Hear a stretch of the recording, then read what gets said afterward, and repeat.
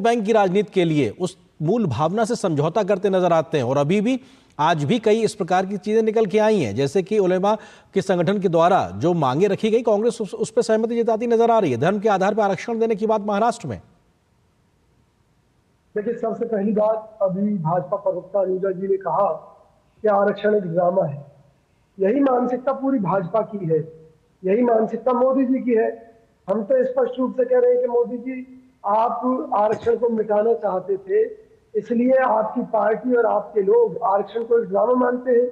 आप खुले दिल से स्वीकार क्यों नहीं करते इस बात को? और जहां तक कांग्रेस की बात है, कांग्रेस पार्टी की आज भावना, संविधान का निरूप ये है कि प्रत्येक जाति के लोग जो कहीं छूट गए थे आरक्षण की व्यवस्था से, चाहे वो ब्राह्मण हो, चाहे वैश्य हो, चाहे क्षत्रिय हो, चाहे कोई भी जाति से हो, सबको उनकी जनसंख्या के आधार पर अब भागीदारी देने का समय आ गया है। और इसको लेकर हमारे नेता राहुल गांधी जी लड़ाई लड़ रहे हैं। ये बात अलग है कि इस संघर्ष के क्या परिणाम होंगे, क्या नहीं होंगे। और जो भाजपा द्वारा हम पर आरोप लगाया जाता है कि हम देश को तोड़ने की बात कर रहे हैं, समाज को तोड़ने की बात कर रहे हैं, तो जब मोदी जी खुलेआम या योगी जी खुलेआम केवल हिंदू समुदाय के लोगों से कहते हैं कि बटोगे तो कटोगे, यानी कि वो इस देश के मुसलमानों को, सिखों को, ईसाइयों को इस देश का पार्ट नहीं मानते, वरना तो उन्हें सभी के लिए ये बात कहनी चाहिए थी। कांग्रेस इस बात को दिल से स्वीकार करती है कि ये देश तभी तरक्की कर सकता है जब सभी जाति के लोग मिलकर एकजुट होकर आगे बढ़ेंगे। लेकिन फिर धर्म के आधार पर मुस्लिमों को 10% आरक्षण देने की मांग पर कांग्रेस महाराष्ट्र में सहमति क्यों दिखा रही है, कौशिक जी? पहली बात तो इस्लाम कोई धर्म नहीं है जी। इस्लाम एक मजहब है, एक पंथ है। धर्म तो केवल वैदिक धर्म है जी।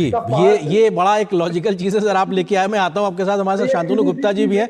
विजय जी, मैं आता हूं आपके पास। आप कह रहे हैं इस्लाम धर्म नहीं है। दूसरी चीज ये कि जो खाली किताब बांटी गई, ये तो अपने आप में फजीहत करा लेने वाली बात हो गई ना कांग्रेस के लिए। साहब, ऐसा आप कर क्यों रहे हैं?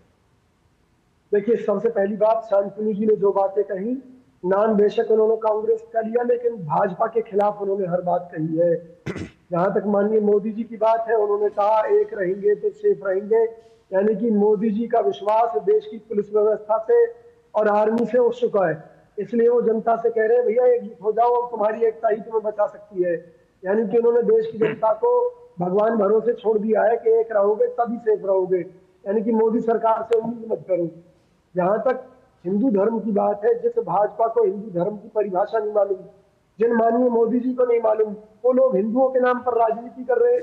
कभी कहते हैं हिंदू एक जीवन शैली है, कभी कहते हैं कि भी हाई सुप्रीम कोर्ट ने मान लिया ये केवल एक जीवन शैली है।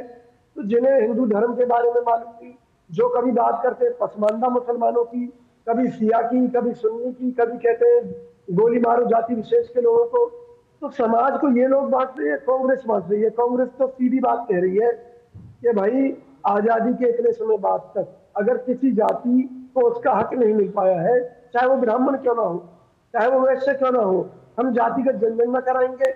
अगर किसी के साथ तो भेदभाव हो रहा है तो हम सबको आरक्षण दे देंगे। अच्छा विजय जी, अच्छा ठीक है विजय जी, एक चीज और, क्योंकि समय की थोड़ा सीमा है, क्योंकि जम्मू कश्मीर में जो 370 की बहाली को लेकर वहां की विधानसभा में रेजोल्यूशन पास हुआ, वो मसला भी महाराष्ट्र के विधानसभा चुनाव में उठ रहा है। एक तरीके से लगातार उस पर हमलावर है कांग्रेस को लेकर। एनसी सरकार जो वहां काम कर रही है, कांग्रेस उसके साथ खड़ी हुई है। फिर से दो संविधान की बात हो रही है। आपको लगता है कि राष्ट्रीय एकता के लिहाज से एक ऐसे मसले पर कांग्रेस क्यों साथ खड़ी दिखाई पड़ रही है? देखिए, जहां तक मेरी पार्टी की मुझे जानकारी है, पार्टी इस मुद्दे पर नेशनल कॉन्फ्रेंस के साथ नहीं है।